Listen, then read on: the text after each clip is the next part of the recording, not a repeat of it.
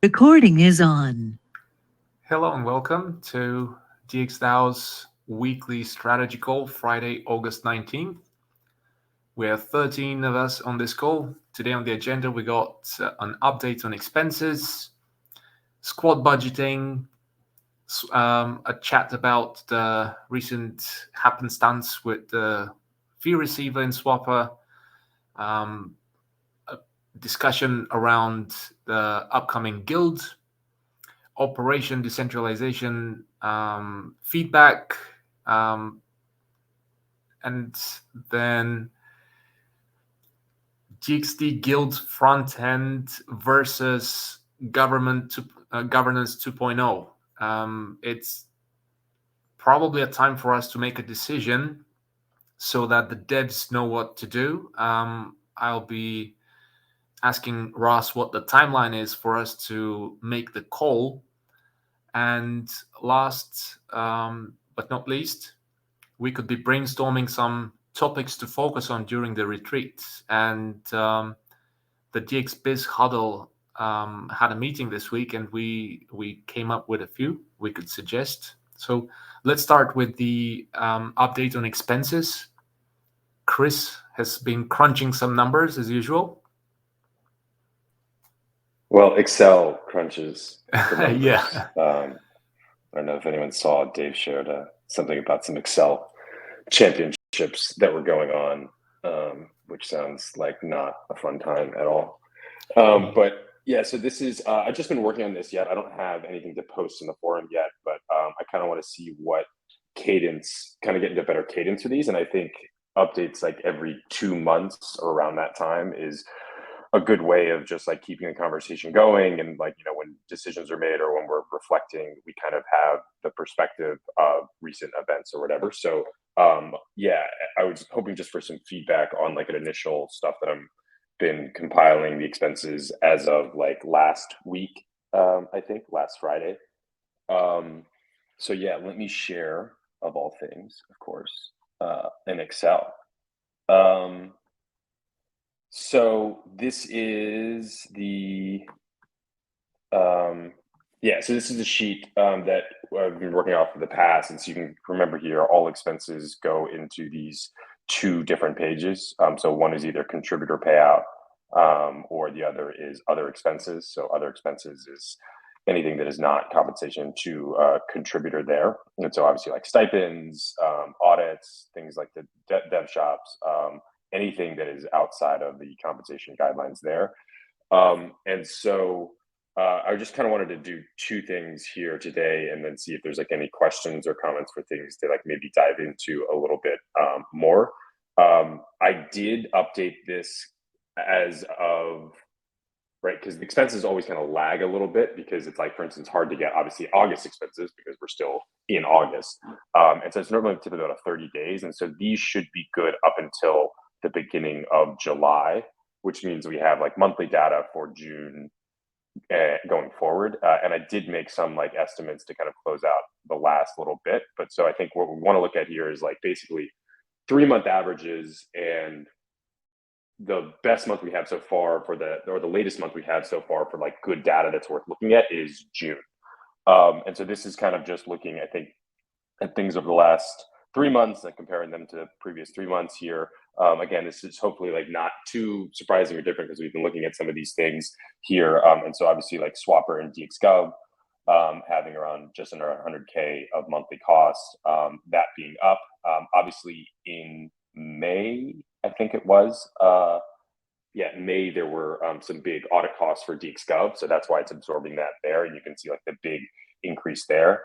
Also, the same thing is actually true of Swapper. I think there was about $15,000 of audits, I think, for the Curve wrapper there. So really just like a heavy audit time period. So that's why actually, if you look, the average spend over the last 3 months is actually 340K because it was so lumpy with those audits. This also includes like 112K, I think, carrot audit there. And so without the audits, you can see, I think there's like almost $300,000 worth of audits over these 3 months. So without the audits, we're kind of at this 293 figure that we talked about before. And that is compared with the previous months there. And I also think this is a little bit high because of the summer months, including a lot of the expenses, a lot of the stipends from different events there. So I thought that is kind of where we got that. And so I think, yeah, you can see here over these 3 months, there was just under $90,000 on expenses, a lot of Amsterdam stuff, a lot of Paris stuff. And then you can see the January, March, just actually 36K. I think that is Denver, but actually not catching some of the bigger ones there. And then, yeah, just kind of like doing a little bit more high level here, like adding up Swapper, DXGov, Ecosystem Development Security, and Carrot. Like this is kind of the different spends here. And this is where you can really see like this is kind of the big audit of the spring there. So that's kind of like the one thing that I wanted to look at. And then the other thing that I think we've been thinking about a lot is like events and how we pay for those, how much they cost, like what's the value added.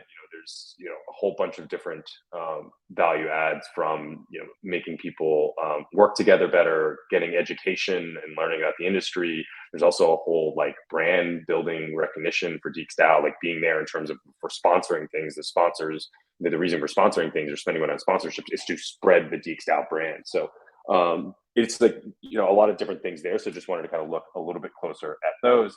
And so these are the 4 or I guess 5 past events, one upcoming that we wanted to look at. And so Paris is or the ECC in 2021 was the first one. That's when you had about 8 contributors that attended, and really they had mostly like stipends, and there was a little bit of merch there, but that was like a pretty low one there. And then Lisbon was like definitely a very big one. We can kind of see here, this one that cost $50,000. About half of that was for the DX Lisbon retreat, which is considered, I basically just said that the stipend. Stipend is basically, I think, anything about like lodging, food, eating, kind of anything in that one is just kind of in the stipend category there. And so, yeah, you can see that was there. There was no actually sponsorship at ETH Lisbon. There wasn't really anything there, but there was some merch created. A t-shirt I still wear, black t-shirt that is defining a DAO. It's a fun one. I'm excited to be able to wear it again when it's not so hot out. And then looking at Denver was actually the most expensive one to date we've done. But of course, I think that will be surpassed by Colombia upcoming. So it's 81,000. And you can see there, the big thing with like kind of Denver was there was both sponsorship was pretty high, and also merch was pretty high there. So there was both a like sponsorship of of ETH Denver, and then there was also some hackathon prizes there. But you can also see with like Denver, and we had like 12 contributors attending there. Amsterdam, very similar in terms of stipend and contributors, right? You can see literally 12 and 41, 42, just a little bit cheaper in terms of sponsorship. That was the global governance gathering. And then, merch just under like 3,000. Paris was the most recent one. We actually had tons of people there. The FOMO was high, 15 people. But really, I think there was some merch, but I didn't see any expenses for those. I'm not sure if those, if I missed those or maybe those are coming in. But it was like, there wasn't a sponsorship or as much going on there. I guess there was the happy hour, and that's in the stipend here. I think it was from Sky's proposal. Yeah. And then the DX Voice multi-sig paid for the swag. That's why it didn't come out of the treasury. Got it. Yeah, because I heard it was swag that inspired other artwork. And then just looking at Colombia, this is the upcoming. And so, one of the ways, since DXDAO is, people can claim their stipends, but before time, there's actually been a good number of things that have already been claimed here and already expenses had. So we about 71K that has already been spent, and that's 14 contributors have already claimed stipends for DX Colombia. And then, you can see here, there's with DX Colombia, we've got the hackathon, which I put under sponsorship, which I think is still kind of the right one, because it's really, it's kind of, we are trying to build both the brand of Infinite, DXDAO, attract other kind of people. And so you can see that's a big one there. And so we have, as I said, 71K that has been spent so far, but just kind of projecting that out a little bit further. And so, yeah, I think just looking at the Keybase chat, I think there's like 26, 27 or something people in there. So maybe if that goes up to 25, and then there's the DX retreat proposal that if it passes, I believe there's some votes on it now, that would be 25,000. There's Infinite, another payment for 35,000. Merch, this is kind of just an estimate there, and then just other, whether that's like dinners or kind of other things that happen, and then the stipends for the remaining 11 people. So if that were all to add together, that would be 185,418. You can see like the number of contributors would be pretty high, and it would also be a pretty high, a little bit higher spend on sponsorship than the average one. And this is kind of like the breakdown in general across, in terms of when we say we're spending money on events, when people are going to events, like about 2/3 of it, just over 2/3 of it is stipends for lodging, eating, kind of everything there, and then sponsorships, a little over 20%, and then merch just at 9% there.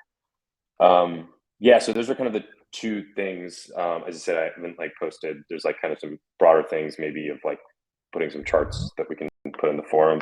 But like before I'm doing that, I wasn't sure if there was any thoughts on this, questions, or maybe like what else to look for or kind of examine when compiling this information. Just on the Columbia one, I guess, well, at least the hackathon, that's conservative because we have some co-organizers, and then we might have some more, which then reduces the hackathon cost.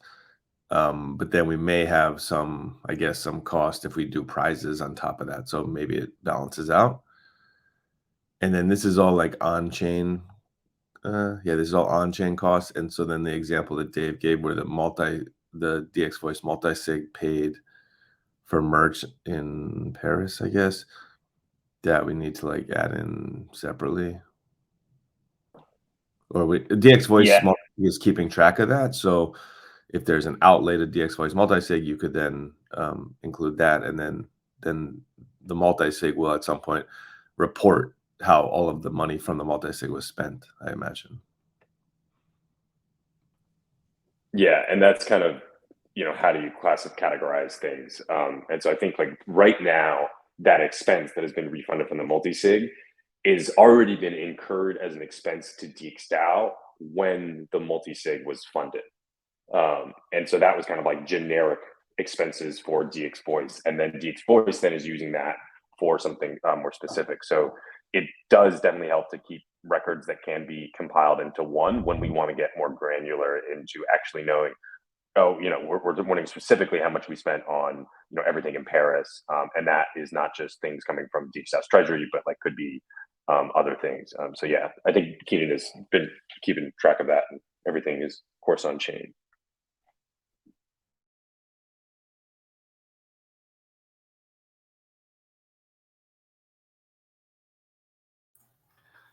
Yeah, and recently Chris and I looked into a solution called Open Treasury that kind of like lets you input the addresses, whether it's a multi-sig avatar within the DAO, and it monitors inflow, outflow.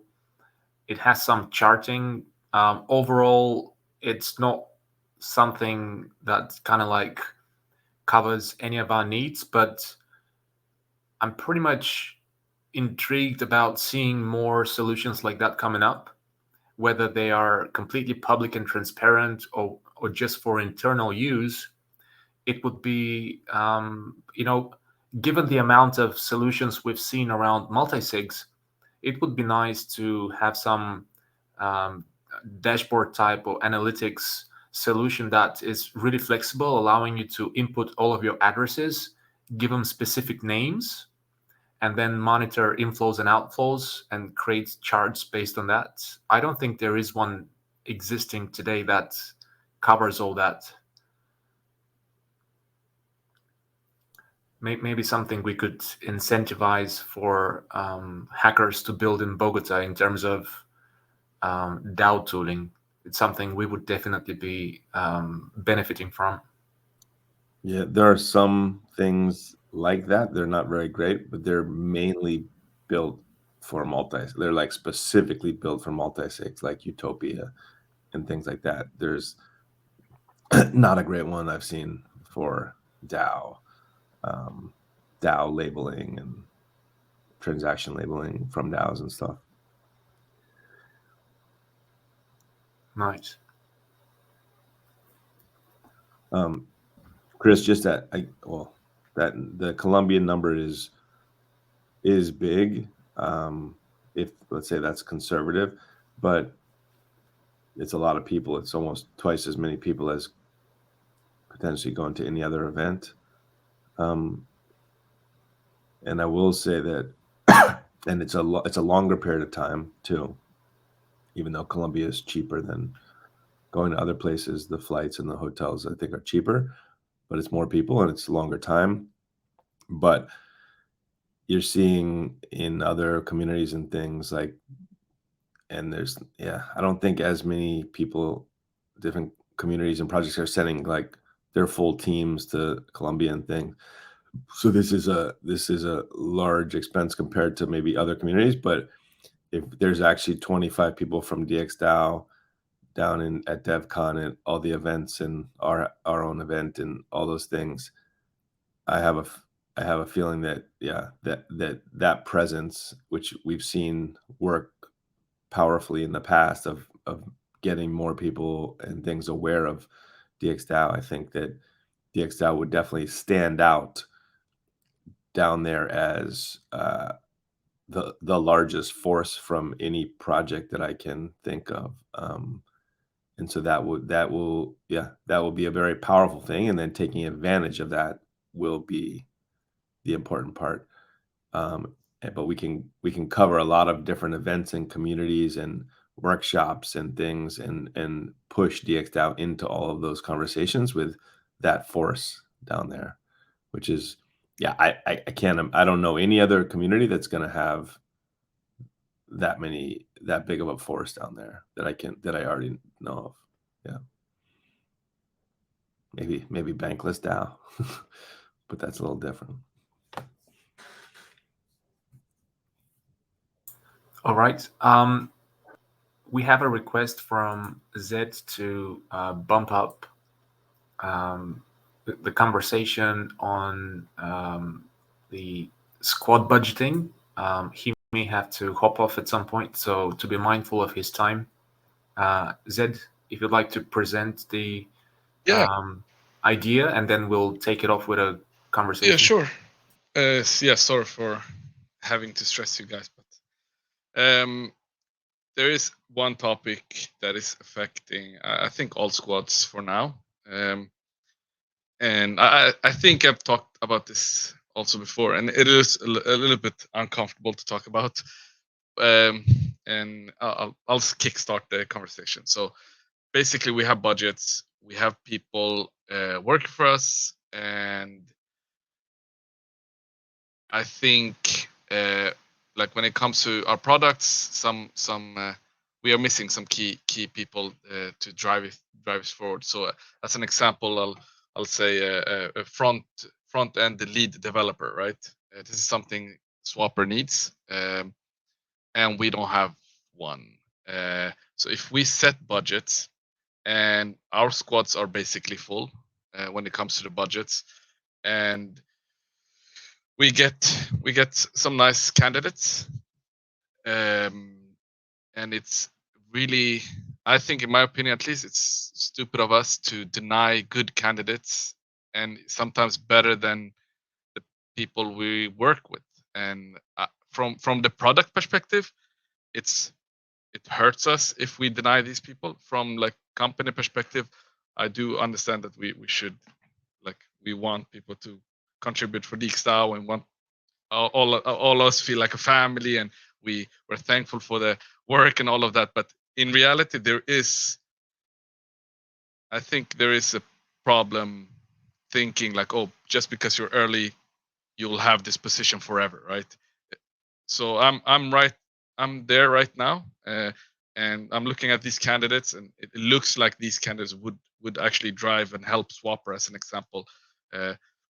But without pushing the budget even more. I need to either deny them or replace them, or we just keep expanding forever, right? So I want to kickstart this conversation, see what you guys think. Thanks for bringing it up, Zed. It's a great question to ask ourselves. It's a very important topic as well. There's some serendipity. We actually touched on it during the GX Biz Huddle this week. That's kind of like what I hinted at when I said we should be thinking of topics to focus on during the retreat. And this is probably one of the major topics to discuss. Recently, we did a restructuring and we kind of disbanded a team and focused dev resource to another team. And now what you just brought up kind of hinges on it. Like, if we are to, if there is a need for a specific skill set, like, and you find someone who's qualified, like, should you feel pressured expanding the team and adding on a new person? Can you shift resource to another product so you could accommodate this new person? Do you need to kind of like tell someone that they no longer meet the standard, so they have to either somehow skill up, or there's no kind of like space for them anymore? So I think we are in a good position with new products being developed like Carrot. So we could probably do some restructuring, shifting resources around, but at some point we'll probably face real dilemmas, like keeping people and so on and so forth. It's easier. I also mentioned it recently. It's much easier for me to say that, or like someone working in HR or marketing, because those are kind of like it's like I've worked in businesses in the past, and a lot of people come in, a lot of people let go, but HR and marketing stay the whole time. And me as BizDev, it's easier for me to comment on it, but someone who is doing a very particular specific work within a specific product may feel a little more stressed about hearing such a conversation, because they would say, okay, am I getting replaced? Can I use my skill set to start working on this other product within the organization? Or do I have to kind of leave the organization altogether? And I don't want to put anyone in such a stressful position to wonder whether they would be needed by the DAO or not. I think we're not there yet. We still have a need for all kind of skills within our products. We're still expanding in terms of product development, but a very important subject to tackle. And I think it would be great to discuss it in Bogota. If I could just add on, covered a lot there. Yep. But if I could just add, like, one thing that we were thinking about, and I think everyone is thinking about this, is if the Swapper squad, right? Like if Swapper squad was more of its own product, like it has its own token, it has a product, it could operate, more autonomously. So if the squad actually received power from DXDAO, which is like agreement and budget and an actual deliverance of like some money for some period of time, like a separated work stream, like many other DAOs like Maker are doing, then the Swapper squad will have like, this is what it proposed to deliver to DXDAO. This is the budget it requested, and then its squad itself operating as its own DAO, maybe with the opinion of Swapper token holders, could make decisions to hire and fire people within its team, its squad, basically to deliver the thing that it said it was going to deliver to DXDAO. And so instead of like having DXDAO have to decide, like, is this person going to help this part of building the thing that's on the proposed roadmap that's supposed to be delivered to DXDAO, like the squad itself has more autonomy to make those decisions itself. And then at the end of the, let's say 6 month, it's evaluated, and did it deliver what it said it was going to deliver by the time it said it was going to deliver it. And we could apply that same logic to all of the squads, both product and non-product squads, and make them more autonomous with more concrete deliverables. And that way the DAO can then, DXD holders, we can get signal from them, and through a guild or snapshot, whatever, and rep holders can make decisions on where to allocate the scarce resources of DXDAO. And we're not really doing that now, but many other, like even Maker and lots of other communities are doing that. I think some echo, but that's kind of another way to approach that first question, I think, Zet, that you asked. All right. I mean, obviously, we don't have hierarchies. I'm no boss of Swapper or anything, but I do see some, like, if I could give an example. So if an investor, let's say a DXD holder, right, a big DXD holder looks into what we are doing, what we're working with, and there's some things that is purely performance based, right? And if you just measure without feelings, there's stuff we could do to make Swapper great, right? We know we're missing a resource that could bring Swapper to a better product. I think you can't make these kind of decisions in a DAO because we don't have a hierarchy. I just wonder how do we proceed now versus discussing this and coming up with something, because this is something that's happening for at least a half a year, and it's just I think it's a change of things. Like back 1 year ago when we tried to get the new contributors, was really hard getting senior people, right? We got a lot of junior people that like trained themselves up doing work, and we're still there. We're still not like some developers actually evolve really fast, and I would almost call them like senior. But on the front end side, I say we're still very far back, and we need that one person at least at Swapper that can drive stuff that has an experience before us. It's not someone that needs to learn this stuff. So now I have multiple of these candidates, and I'm just trying to look at, as a squad lead, how do I solve this problem without also, I don't want to hurt feelings. I don't want to do decisions by myself that might seem like I'm like a, I don't want to do this alone, basically. I want the DAO to maybe but hold on, Nathan. So doesn't DXDAO have to make a decision, right? I think when it comes to the squads, I think DXDAO, like when I say DXDAO, I say like all of like the people voting usually listens to their squad leads, right? At some point, this could look like I am deciding shit, right? I say, oh, we should do this or that, and then the DAO says yes or no. I kind of don't want to do the first step, right? I don't want to say, oh, I want to replace this person with this person, or this, do this or this or that. I kind of want to know, what does DXDAO want to do? Like how do we as a DAO proceed from this awkward which is why I think that if squads, like, because the question is, hiring these people is going to get what? Like, let's say DXD holders have all the voting power.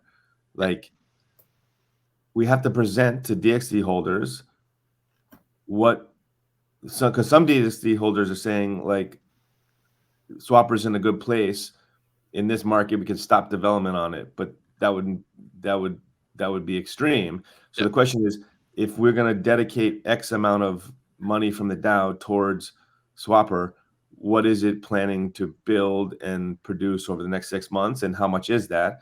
And then the DAO says, okay, the DAO votes and says, okay, that's a good plan.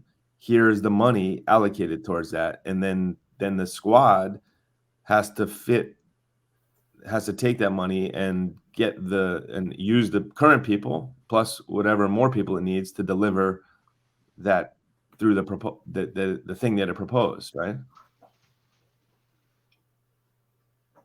Yeah. I think Sky, what you're saying is like a budget for a roadmap. Then what Zed's trying to say is like, now we have awesome people that are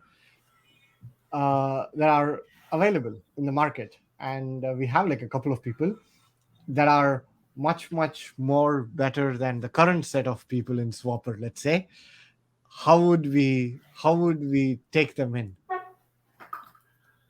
I say I don't think it should be a big issue, just as most contributors who are from different squads and are not intricately familiar with or intimately familiar with every single person in the other squads, trust when someone submits a proposal every 2 months, and it's most often the squad leads chiming in those proposals, commenting, affirming that they agree for that person to keep on contributing, and it kind of like signals to other people in the DAO. So I believe it should equally work the other way. And I think maybe Ross and John could say a couple of words about offboarding Hamza. It's not like we haven't done it already.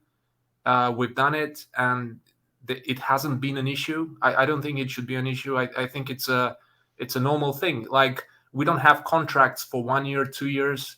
We have 2-month proposals, and when you have a 2-month proposal, you should be kind of like expecting both outcomes at the end of each proposal. So it's something natural.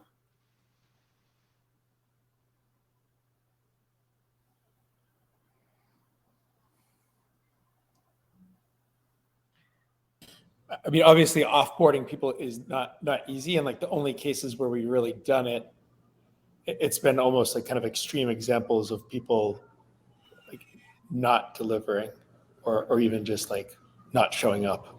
So yeah, it's definitely like not an easy thing to do kind of like in a flat hierarchy, right?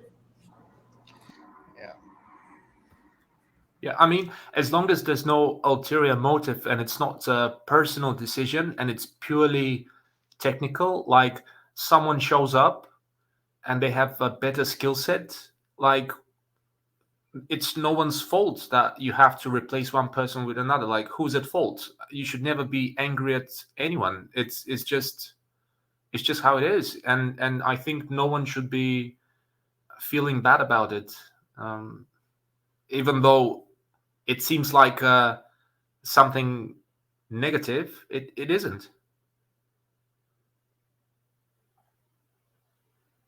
I think from just like the startup perspective, if we look at DXDAO as a startup, I know the answer already.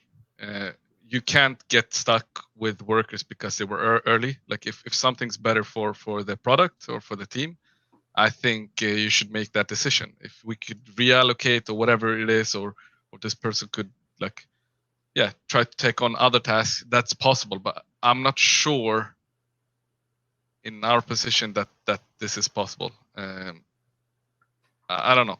I'm just, yeah, I care. Yeah. I think okay, so this is an interesting scenario. If we ignore the like, well, what is it going to deliver? Like what is the Swapper Squad going to deliver? Like, let's forget about that, the roadmap and the budget for the roadmap for now. The ability to bring talented people into DXDAO, like, yes, we have this budget we made, but like the budget is fluid. So if we can bring on awesome people and we can shift around resources and coordinate that because we have a bunch of products. You can have more than we have working right now. And then over like 2 months, you'll see the production of what that's doing. Maybe then you can reallocate resources or you can remove resources, but it doesn't have to be like binary. It can be fluid, right? So over time, you can increase and lower, which DXDAO has already done. It had, and then it lost, and then it gained, and it's always moving fluidly. So I think if there's talented people that can contribute to DXDAO, and there's a place for them to add value immediately, bringing them in, which starts with trial periods, seems like it makes a lot of sense. Assuming that what is being worked on is something that the DAO actually wants.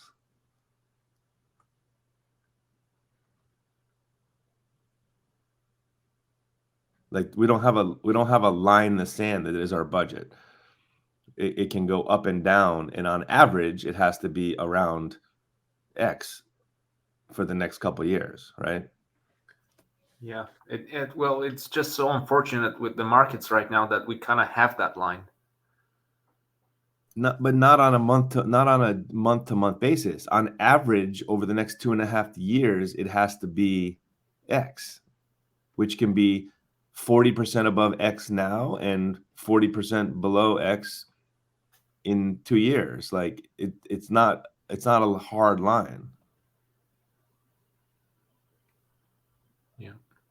I mean, there's another side to this, and that is when the developer is not happy and wants to leave, and that's what happened. Like not actually not happy, just they find a better opportunity in their own view. Like for example, Kaden or Nico, they got presented with opportunities to work for startups that at the time felt to them more exciting. Maybe they got bored. So that is the opposite to this kind of situation. We want to keep them, and then we try and offer them to work on something else within the DAO that could make them happier and more excited so that they could stay.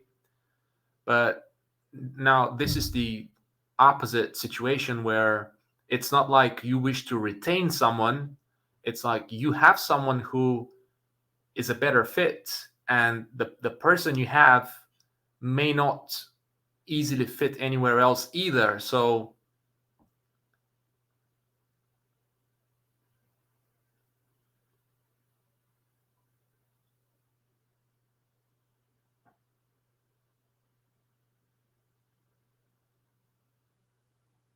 Hello.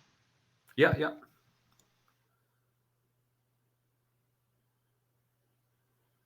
You guys hear me? Yeah.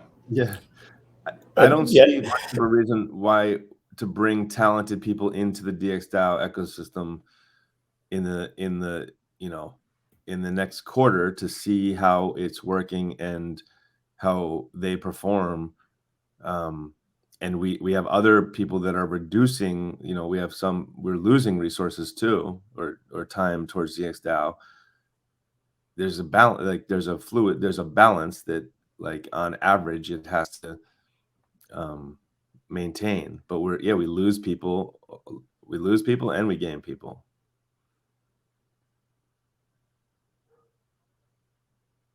But on top of that, we have this group of people that can work on anything.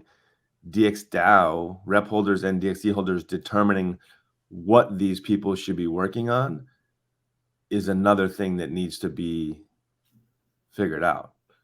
Like, what should be the focus and what products and what part of those products and things.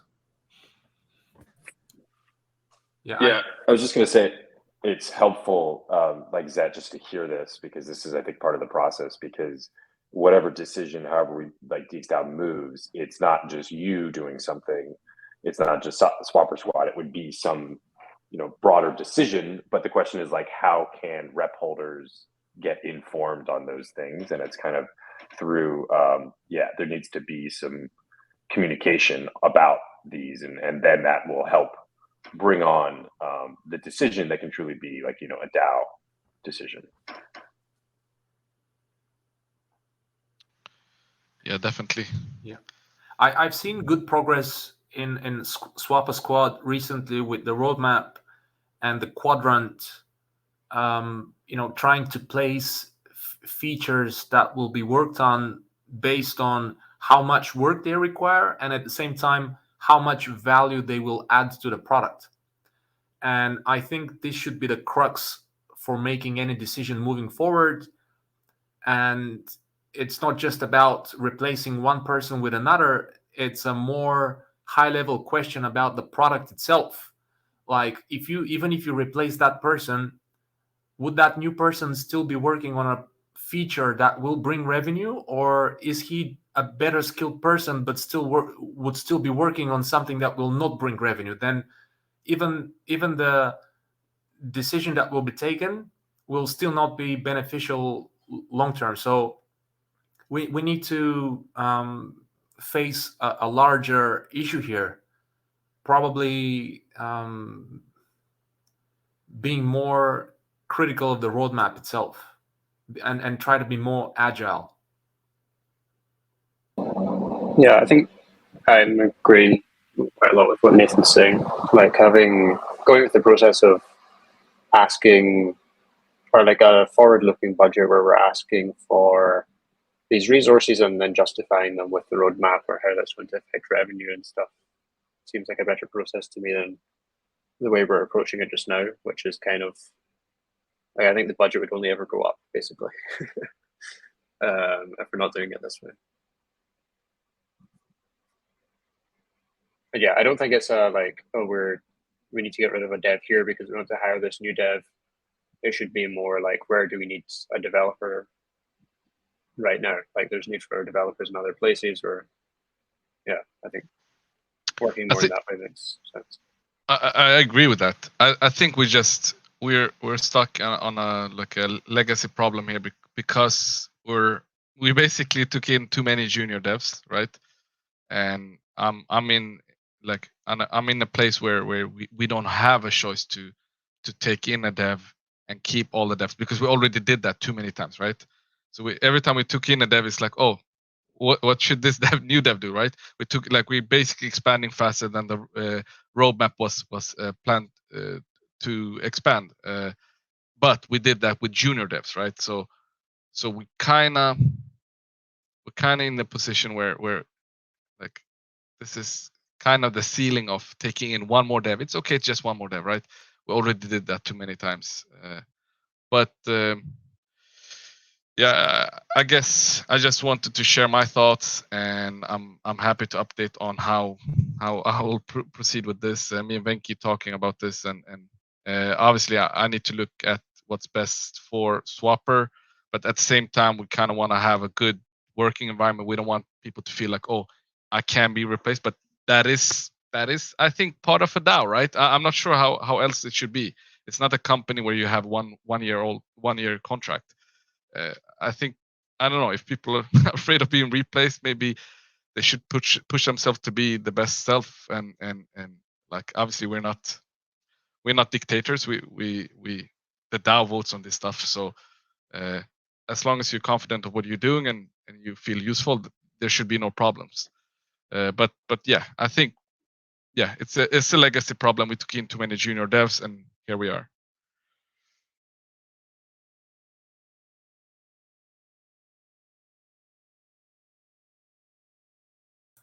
All right.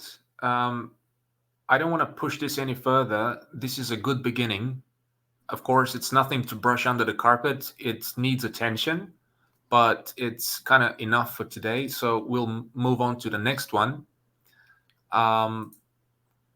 I put it on the agenda. I'm not sure like we should highlight it so much, but if anyone wishes to update everyone else on what happened with the fee receiver, maybe we could just mention it for a few minutes. And I can speak to it and try to keep it brief because it's Thanks, a John. bit difficult to understand, even if you're a developer, even if you're familiar with the fee receiver, and even if you have the code like up on the screen, it's still a little bit difficult to follow. So I'll try to abstract it a bit here. Like, Federico was the first to really get into like understanding the full picture of how it worked, and he's actually working right now on like demonstrating the attack in code, and we'll also put together a write-up. I'll work with him to make it make sure it's like worded well and abstracted, and we'll post something. And I think if you want to understand it at some point, that will be the best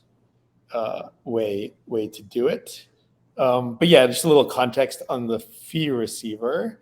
It was like the last thing we built, and we kind of rushed it right before launching Swapper. We didn't get a formal audit done. The thinking, kind of like in a more abstract sense, there is that we could revisit it if it got to a point where there was like a significant amount of funds exposed. Like, so if you look at like the cost of this attack, it's like 8K, right? Like that's less than we would have spent on an audit easily. But that's not like really great or anything. Anyways, in terms of what happened with the attack, it was pretty sophisticated. The attacker created a fake LP token and then created a pair on Swapper with a target like LP against the native currency. So like, say, for example, GNO WETH LP plus wrapped XDAI. And then it calls the take protocol fee on the fee receiver contract, passing in the address of the fake one, which then returns some things, which essentially like tricks the fee receiver into dumping the real no WETH protocol fee LP tokens that are sitting in the fee receiver into that new pool that nobody really uses, that the hacker like put a small amount of liquidity in. So it basically like dumps without kind of any kind of protection on slippage those LPs into this pool controlled by the hacker, and effectively like losing those LP tokens to the hacker. Don't necessarily expect people to like understand that, but we'll have a write-up that goes through in detail. Real quick, John, the fee receiver, which is holding funds from different pools, deposits out of this fee receiver into an LP pool? It doesn't. It's not intended to. That's what the attacker gets it to do. Yeah. So what normally happens is, it say for GNO WETH, for example, it will have an LP token of GNO WETH, and what it will try to do on like if this was like mainnet, it would burn the LP tokens, get the GNO and the WETH back, trade the GNO for more WETH, and then send the and then it would unwrap the WETH and send the ETH to the bonding curve contract. Like that's what the fee receiver is trying to do and should be doing. What the hacker was able to do is, instead of trading GNO to WETH, it actually got the fee receiver to trade the GNO WETH LP token for wrapped XDAI. How does the fee receiver trade GNO for WETH on its own? Someone does it, right? Someone has to trigger it.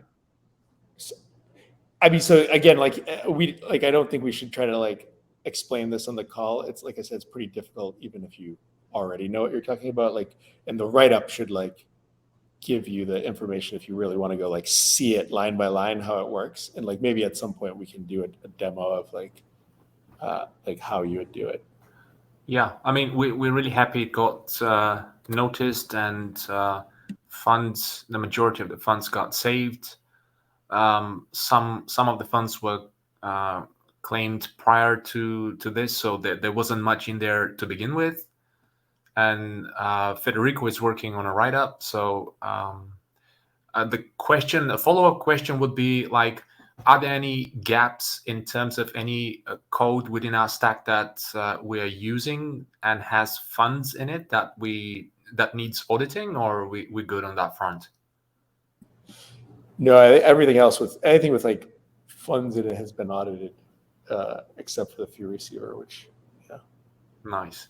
And would this in any way affect the guild? I don't think like the guild was meant to be dealing with the fee receiver short term. It was something for the future, so probably not, right? I suppose eventually the guilds would be owning the fee receiver, but there's no like direct relevance to guilds.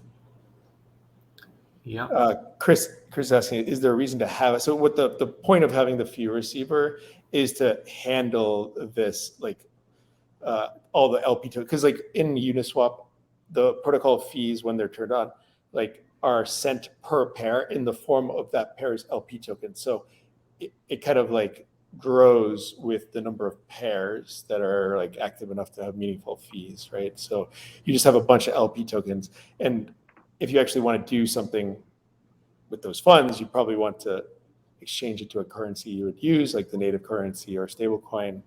And so the point of the fee receiver is to like help with that process, right? To actually like do it instead of having to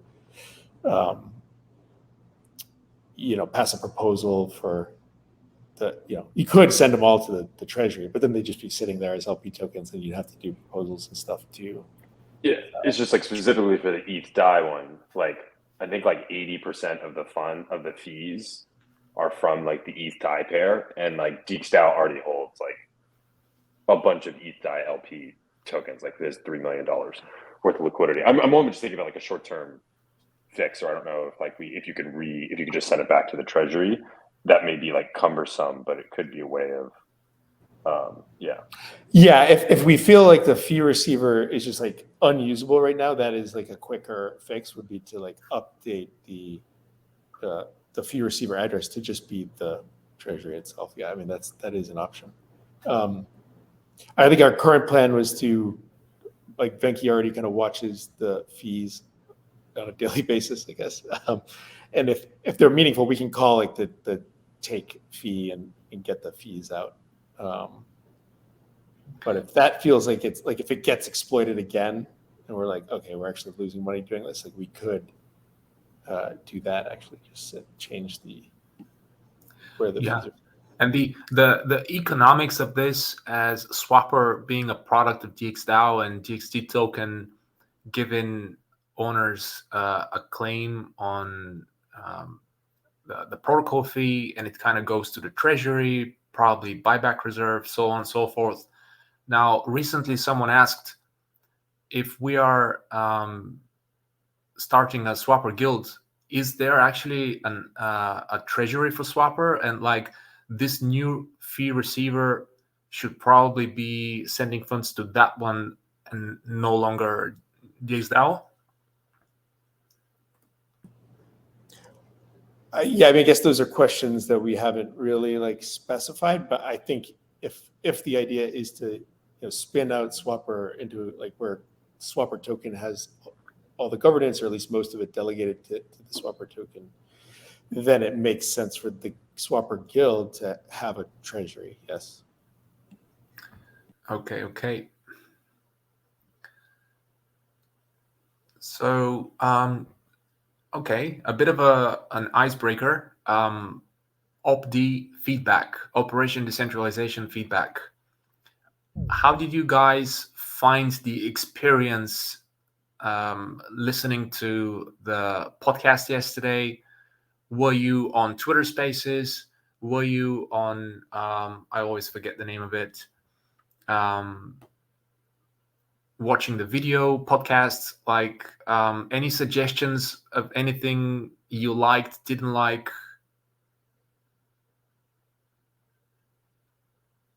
Riverside. Riverside, yeah.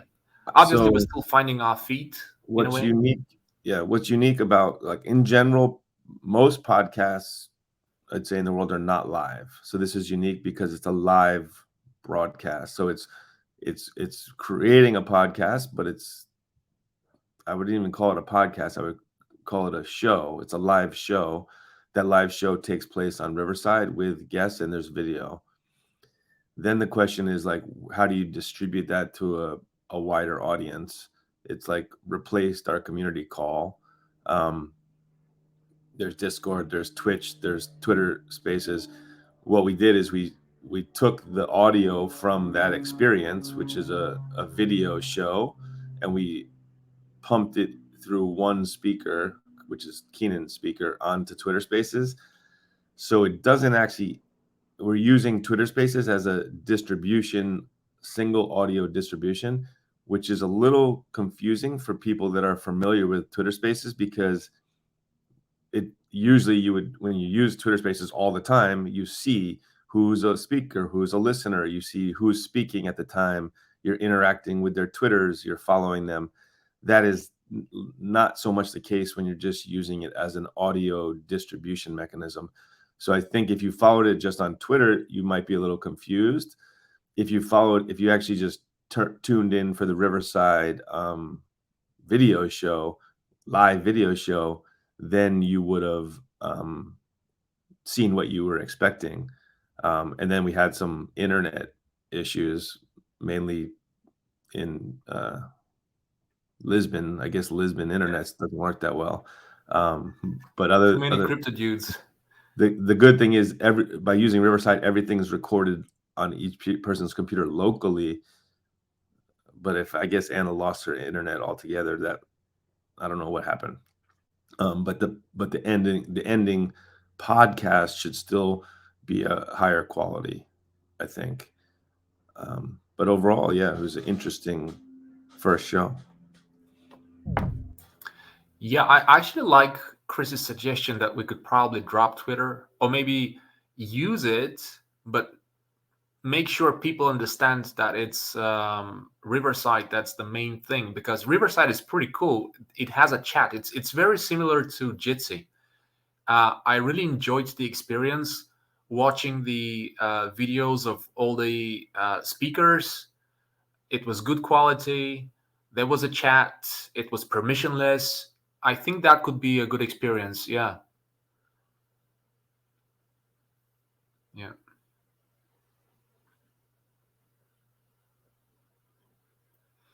Okay.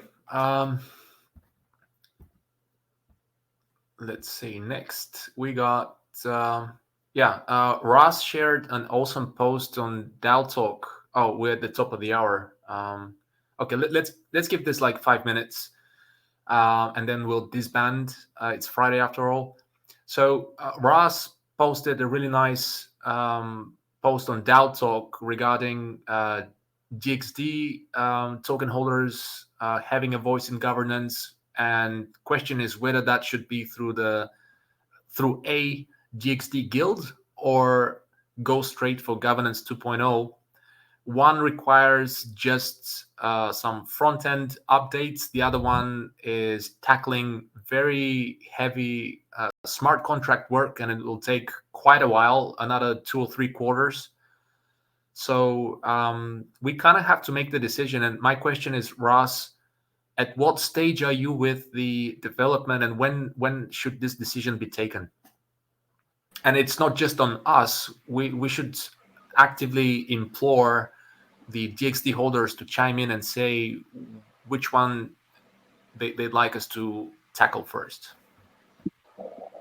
Yeah, so I've only had good reception so far, but there's also not been any comments directly on the forum. Spicy Soup liked it in Discord, and that's about all. So I think it's still needs some time to sit on there for anyone with potentially an issue to raise it.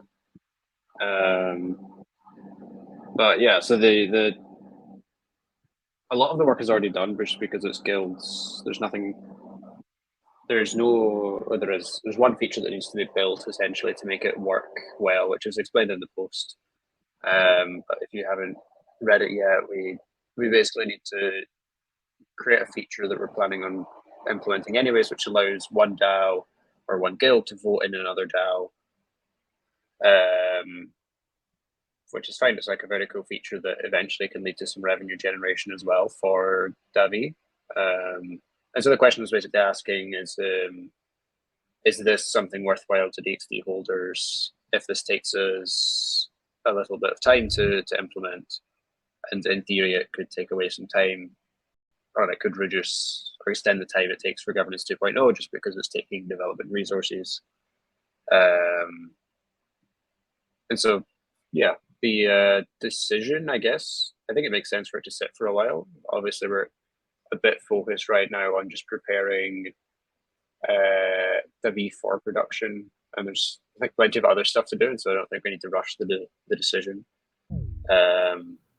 I'll probably spend a bit more time fleshing out the architecture of the actual feature itself, and coming out with some estimations on how long it'll actually take for us to implement. But I don't think it'll be more than a couple of weeks of development time, depending on how we prioritize it with other stuff. And then launching the DXD guild itself is very simple, just the same as launching any other guild.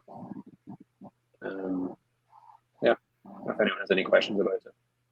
All right. So basically, having a DXD guild is half a month, or say a month, and it's not like a pending. It's not like you don't have much to do and you have to start working on either. You still have stuff that you're actively working on that will take some time, and then you need to kind of like make the decision. Yeah, and like ultimate would there be any decision like of- unexpected things, or like possibly us getting distracted or dragged away? Like we start working on the DXD guild and we initially estimate it's going to take 2 weeks and we end up working on it like for months. Possibly, but hopefully not if I flesh out the feature properly before we dedicate time to it. It'll also be after